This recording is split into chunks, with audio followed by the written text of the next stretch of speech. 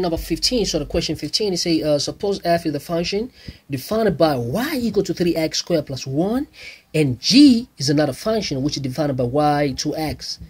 So the first one we see is quadratic, just like how we see here. This is quadratic right there, you see what I'm saying? Because it's x, 3x squared. It's 3x squared, so this is quadratic.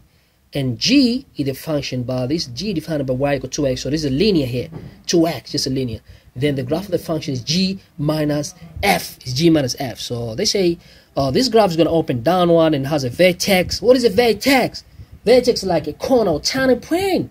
So you know what I'm saying? So we're going to have to get a tiny points there. When somebody say vertex, means we're going to have to get tiny points for this graph, where the graph tan or the corner, you know, tiny point make more sense. Woo!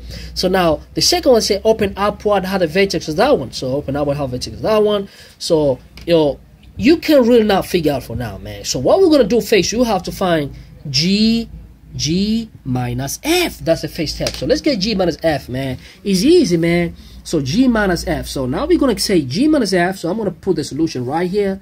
So g minus f. So g minus f. So we have a g of x, man. What is a g of x? Is 2x. So this is 2x. So this is a solution here. Minus f. What is the f? Our f is 3x squared plus 1. Plus 1. So plus 1. And now you're going to say plus 1. Okay, so now this equal to, now it's going to be 2x minus, you open this bracket, 3x squared minus 1. So I can rearrange in a good way of standard form of quadratic equation, which always have to start with the x squared. So 3x squared and then plus 2x minus 1 means, you know what I'm saying, you're going to have to write in a good way. And a lot of things also, I'm saying, so you rearrange this equation in a good way. It means you want to start with 3x, and you know, because it's not a question of quadratic, you say x squared plus bx plus c. So now this is our equation here. This is a question of quadratic. So if this is a question of quadratic, so first, come on, man, just by looking, this number is negative, and we know in any quadratic, when this is negative, means our graph is gonna concave downward, means it's gonna open downward like this. So let me show you. Let me show them, man. Means it's gonna open like this. We don't know how it's gonna, but it has to open what? Downward, because this value of a is negative. Mean this value here is negative, so it's gonna open downward. So now we want to get the vertex. So they don't want us to solve the x-intercept and all this stuff. They want us to get the vertex. The vertex. What is the vertex? Vertex is a graph like this. This is a vertex here for quadratic, like where it's gonna turn. You see what I'm saying? So now let's get the vertex. So it's like they want to get tangent points. So vertex, but which vertex? They say the graph of the function. So open downward and has a vertex. Vertex of what? The one g. Here, g minus f. So let's get the vertex g minus f. Mean this is g minus f here, which is this equation here. So let's get the vertex. Vertex is like tangent points. Vertex tangent points, of course, because here is where the graph turn here. See, here the graph turn. So that's a tangent point. So let's get the vertex. So we start x at tangent points.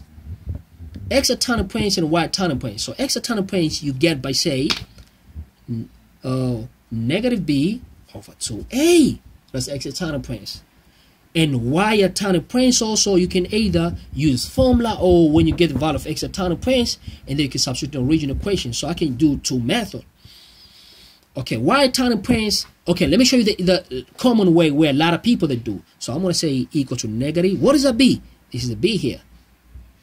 This is b here, right? This is b. B equal to 2 positive, 2 over 2 times a. What is a? A equal to negative 3. Negative 3. So now, negative 2, negative times 2, negative 2 over 2 times negative 3, negative 6. And this is going to give a negative cancel. So by 2, 1, by 2, 3. So we get 1 over 3. So guys, this is x at tangent point. So x at tangent point equal to 1 over 3. Now we want to get, means we want to get y at tangent points. So to get y at tangent points, you might take this x at tangent points and you substitute in our original equation. Why you take this? Because it's of graph of g minus f. And this is our g minus f result, which is on, let me write here, by the way, because I don't want you to get confused. So let me use a green pencil. So g minus f equal to, just like I've got here, 3x squared plus 2x minus 1. So this g minus f. See what I'm saying? So now I'm going to take this x at tangent points and plug it into our G minus F original equation. So we're going to say, okay, y turning points, meaning we're going to put in G minus F equation and put like this of X. But what is our X? 1 over 3 equal, here's a blue pencil, 1 over 3 equal, this is G minus F of X. You know what I'm saying? So should say of X equal 2. So we get negative 3. What is our X? 1 over 3 square plus 2. What is our X? 1 over 3 minus 1. So now, then our y turning points equal, so y turning points equal, if we plug it there, y turning points, so we get y turning points, put calculator side quick, y turning points, so we got it. So now we say y turning points, let's simplify it slow, so this is going to be negative 3 and 1 over 9, and then plus 2 over 3, and then minus 1. So that's minus 1. So if it's minus 1, now we say y turning points, negative 2 over 3. If you plug in this straight away, it's going to give us negative 2 over 3, because this is going to get, put it in, it's going to be, look, this and this cancel, so we're going to get negative 1 over 3, and then plus 2 over 3, minus 1, and this is going to give us 1 over 3. These two here, it's going to give us 1 over 3. Then minus 1, which is going to be negative 2 over 3. Negative 2 over 3. Okay, so y turning points equal to negative 2 over 3. So I'm going to take another page here. Thanks for your patience. So we say, okay, so y turning points equal to negative 2 over 3. So our turning point x equal to 1 over 3 right there. You got it to 1 over 3, and y negative 2 over 3. So that's how you get y and x at turning points. However, there's other ways you can get y at turning points. You can use a formula by saying y at turning point equal to 4ac minus b squared over 4a. And you gotta memorize that formula here to get y at turning points. I always tell a lot of people who are, are ceased with the math, the easy way to remember. This is not something officially tricky if you want to remember this, right? But you can memorize. Just say 4ac minus b squared, and then you see this one here, you write under 4a. That's all. That's all you need. Or if you forgot this, so let me show you the easy way how to remember, like in the future.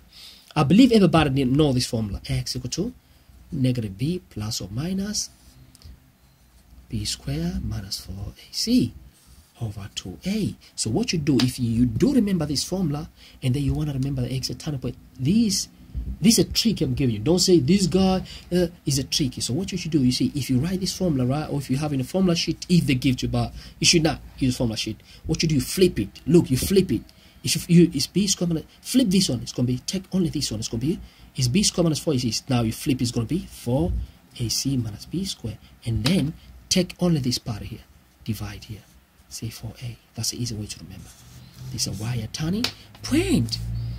So then, y at turning points equal to 4. What is our a? Our a equal to negative 3.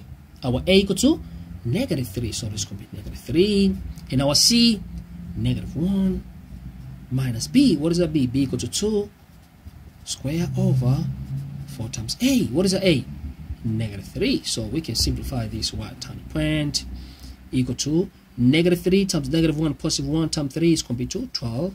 And this is going to be equal to 4 over, it's going to be negative 12. So now 12 minus 4 equal to 80 over negative 12. And then if you simplify, okay, divided by 4 you get 3, divided by 4 you get what? Divided by 4 you get 2, my apology, divided by 4 you get 3, but there's a negative here, negative. So our y at turning point equal to negative 2 over 3. Hey! So these are vertex, right? These are vertex, right, for this question. So these are vertex. So turning points means vertex. Turning points means vertex, which is 1 over 3 and negative 2 over 3. So these are vertex. In our equation, we say if we take G minus F, what did you obtain? We obtain in this part here, you say negative 3x squared plus 2x minus 1. So this G minus X of F equal to negative, excuse me, I'll go back again, I just forgot. Negative 3x squared plus 2x. Negative 3x squared plus 2x minus 1. So, I mean, come on, man, it's obvious. Means when this number is negative, means our graph is going to concave down. And our vertex is 1 and 3 and negative 2 and 3. You know what I'm saying? So I don't know where it's going to cut at x, but I can just show you roughly quick. Okay, this is a y-intercept negative 1. Negative 1 somewhere here. Okay, what is our vertex? 1 over 3 and negative 2 over 3. What is 1 over 3? If this is 1 and 1 over 3 is going to be somewhere here. You know what I'm saying? And this, okay, excuse me, let me make it bigger a little bit, excuse me. Let's assume this is negative 1. Negative 1, not that one. This is negative 1. And this positive 1. So, this graph is going to cut at y-intercept negative 1. Means it's going to cut here. And 1 over 3 is turning points of x at x. 1 over 3, let's say this 1 over 3. And negative 2 over 3 somewhere here. So, this is turning points. So, this graph is going to concave like this. Look. It's going to concave downward because this is... So, in other way, it's not going to cut at x-axis. So it's going to concave downward, and our vertex are 1 over 3, negative 2 over 3. And we see it's not going to cut at x-axis. Okay, so now if you go to the option, okay, so we check the option now. 1 over 3, negative 2 over 3. 1 over 3, negative 2 over 3. And what is going to open is going to open what? Downward, and it has a vertex. So only B. So my answer is only B. Only B. Only B. Only B. This is question 15, so we want to go to the option, only B. Which option? This only B. So the option, negative 1 over 3, option 3, right? Negative 1 over 3, negative 1 over 3. Negative 2 over 3, no, positive 1 over 3 and negative 2, and it's going to open down, so option 3. So the answer is going to be option 3. Okay, something quick, right? I know we're done with the question. So we see this graph is not going to cut at x-axis. Let's prove. Okay, I'm saying let's what? Let's prove. So we're going to say b squared minus 4ac. We say we have to get it in C. So we say change equal to, or in terminal, equal to b squared. What is b squared? So listen, see, 2 squared minus, we want to see if it's true because say it's not going to cut at x-axis. So 4 minus times a equal to negative 3 times c. What is the c? C equal to negative 1. So now we say, okay, so b squared equal to 4 minus minus plus times minus equal to minus. This is 12. 12 times 1 equal to 12 equal to negative 8. Oh, so now b squared minus 4ac equal to negative 8. But what happened to negative 8? Negative 8 is less than 0. And when it's less than 0, meaning you get two imaginary